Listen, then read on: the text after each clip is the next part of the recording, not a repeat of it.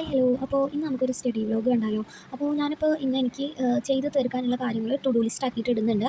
ഇത് to do list ഇന്നത്തേക്കും നാളത്തേക്കും കൂടിയിട്ടുള്ളതാണ് ഇടുന്നത്. അത് കഴിയുന്നതനുസരിച്ചിട്ട് ബാക്കി ഇടണം. അപ്പോൾ നിങ്ങളിപ്പോൾ കണ്ടിട്ടുണ്ടാവുക ബയോളജി പഠിക്കുന്നതാവും, പക്ഷേ നെക്സ്റ്റ് എക്സാം ഇംഗ്ലീഷാണ്.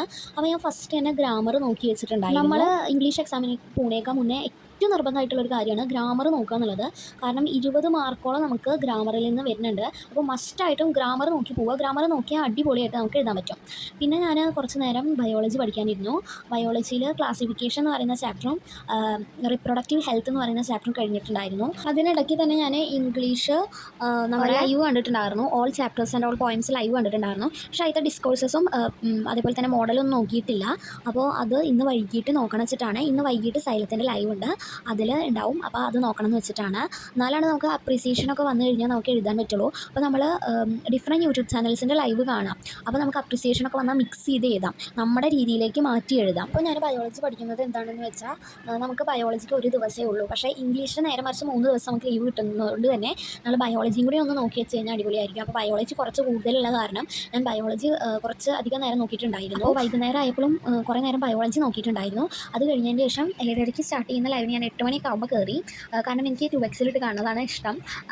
എന്നാലാണ് എനിക്ക് പെട്ടെന്ന് ലാഗ് അടുപ്പിച്ച് പറയുമ്പോൾ എനിക്ക് ഭയങ്കര ഡിസ്റ്റർബിംഗ് ആയിട്ട് തോന്നലുണ്ട്. പെട്ടെന്ന് ഞാൻ ഡിസ്ട്രാക്റ്റ് ആയി പോകാറുണ്ട്. ഇനിയിപ്പോൾ നമുക്ക് ഇംഗ്ലീഷ് എക്സാമിനെ ഉപകരിക്കുന്ന കുറച്ച് ടിപ്സ് നോക്കാം. അപ്പോൾ ഇത് ഞാൻ എൻ്റെ മിസ്റ്റേക്കിൽ നിന്ന് എനിക്ക് മനസ്സിലായ കാര്യങ്ങളും ഞാൻ ചെയ്യാറുള്ള കാര്യങ്ങളും കൂടിയിട്ടാണ് ഞാൻ പറയാൻ പോകുന്നത്. ഫസ്റ്റത്തെ കാര്യം എന്താണെന്ന് വെച്ചാൽ നമ്മൾ ഒരു പേപ്പറിൽ നമ്മളൊരു പേപ്പർ ഷീറ്റ് എടുത്ത് കഴിഞ്ഞ് കഴിഞ്ഞാൽ അതിന് മാർജിൻ വരയ്ക്കുക. എന്നിട്ട് അതിന് മേലെ ഒരു മാർജിൻ വരയ്ക്കുക. നമ്മൾ നൂല് കെട്ടുന്ന ആ ഒരു ഹോളിൽ അതിൻ്റെ തൊട്ട് താഴെയായിട്ട് ലൈൻ വരുന്ന രീതിയിൽ വരയ്ക്കുക. അതിൻ്റെ മേലേക്ക് അത് വരയ്ക്കരുത്. ഇതിങ്ങനെ വരയ്ക്കുന്നത് എന്തിനാണെന്ന് വെച്ചാൽ നമ്മൾ കാര്യങ്ങളെല്ലാം എഴുതുമ്പോൾ നമ്മൾ ഈ പേപ്പർ മറിക്കുന്നവർക്ക് ഈ കെട്ടിയ ഭാഗത്തിന് മേലുള്ള കാര്യങ്ങൾ കാണില്ല. നമ്മൾ ക്വസ്റ്റ്യൻ നമ്പറൊക്കെയാണ് അവിടെ ഇട്ട് വെച്ചിരിക്കുന്നതെങ്കിൽ ടീച്ചർക്ക് അത് കണ്ടില്ല എന്നുള്ളപ്പോൾ ടീച്ചർക്ക് മാർക്ക് ഇടില്ല. ക്വസ്റ്റ്യൻ നമ്പർ ഇല്ലാത്തതുകൊണ്ട് മാർക്ക് ഇടില്ല. അങ്ങനെ ഒരു ഇൻസിഡൻറ്റ് ഈ ഒരു ക്രിസ്മസ് എക്സാമിന് എനിക്ക് ഉണ്ടായിരുന്നു. അതുകൊണ്ടാണ് ഞാൻ നിങ്ങളോട് ഷെയർ ചെയ്യുന്നത്. അങ്ങനെ നിങ്ങൾ ചെയ്യുക. രണ്ടാമത്തെ കാര്യം യൂട്യൂബ് ലൈവുകളെല്ലാം മിക്സ് ചെയ്തിട്ട് കാണുക. അത് നമ്മളെ നന്നായിട്ട് ലാംഗ്വേജ് ഇമ്പ്രൂവ് ചെയ്യാനും നന്നായിട്ട് എഴുതാനും സഹായിക്കും. മൂന്നാമത്തെ കാര്യം നിങ്ങൾ മസ്റ്റായിട്ട് വാച്ച് ചെയ്യേണ്ട സംഭവമാണ് ഗ്രാമർ നമുക്ക് 20ന് മേലെ മാർക്ക്, അതായത് 80-ൽ 25% ഗ്രാമറാണ് ചോദിക്കുക. അപ്പോൾ അത്രയും മാർക്ക് നമുക്ക് സ്കോർ ചെയ്യണമെങ്കിൽ ഗ്രാമർ പഠിച്ചേ മതിയാവുള്ളൂ. അതിലൊന്നും കാണാതെ പഠിക്കാനുള്ളത് ഫ്രേസൽ വേർബ്സ് ആണ്. അത് മാത്രമേ ഇത്തിരി മെനക്കെട്ട് പഠിക്കാനുള്ളൂ. ബാക്കി ഫുള്ള് പഠിച്ചു കഴിഞ്ഞാൽ നമുക്ക് വളരെ ഈസി ആയിട്ട് മാർക്ക് സ്കോർ ചെയ്യാൻ പറ്റും. ഇന്നത്തെ കാര്യം നമ്മൾ ചാപ്റ്ററിൻ്റെ സമ്മറി നന്നായിട്ട് അറിഞ്ഞിരിക്കുക. അപ്രീസിയേഷൻ പഠിക്കാൻ പറ്റുന്നവർക്ക് പഠിക്കാം.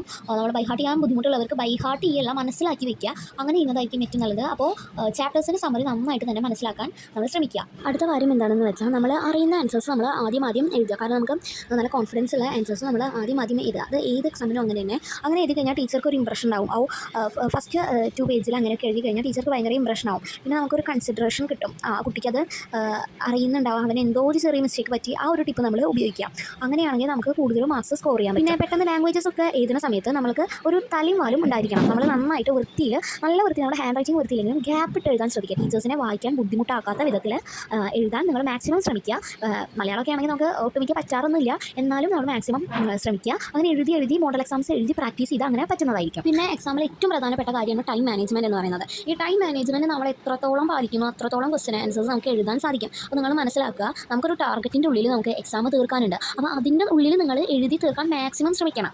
ഇല്ലെങ്കിൽ അത് നമുക്ക് കംപ്ലീറ്റ് ചെയ്യാൻ പറ്റാതെ നമുക്ക് തന്നെ റിഗ്രറ്റ് ആയിട്ട് പോകും. അപ്പോൾ ഒരു ആൻസറിന് 5 മിനിറ്റാണ് നിങ്ങൾ ടൈം കൊടുത്തിരിക്കുന്നത്. നിങ്ങളൊരു 4 മാർക്കിൻ്റെ ക്വസ്റ്റ്യന് ഒരു 5 മിനിറ്റോ 4 മിനിറ്റോ 3 മിനിറ്റോ ആണ് ടൈം കൊടുത്തെങ്കിൽ അത് കഴിഞ്ഞാൽ അത് അവിടെ നിർത്തുക. ഒരുപാട് വലിച്ച് വാരി എഴുതാതിരിക്കുക. നിങ്ങൾ ആ കൺസെപ്റ്റ് മാത്രം ചുരുക്കി ഒരു മൈൻഡ് മാപ്പ് ഉണ്ടായിരിക്കണം. ഇതൊക്കെ എക്സാമിൻ്റെ സമയത്ത് നമുക്ക് പെട്ടെന്ന് ഇതാക്കാൻ പറ്റണമെങ്കിൽ നമ്മൾ മോഡൽ എക്സാംസ് എഴുതണം.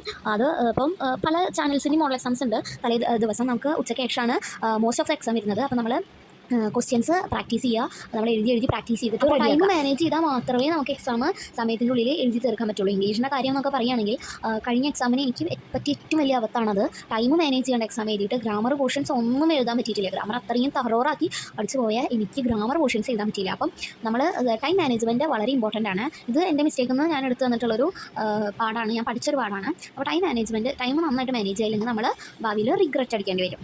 അപ്പോൾ ഇതുപോലെ കുറേ ടിപ്സായിട്ട് നമ്മൾ ഇനിയും വരുന്നതായിരിക്കും.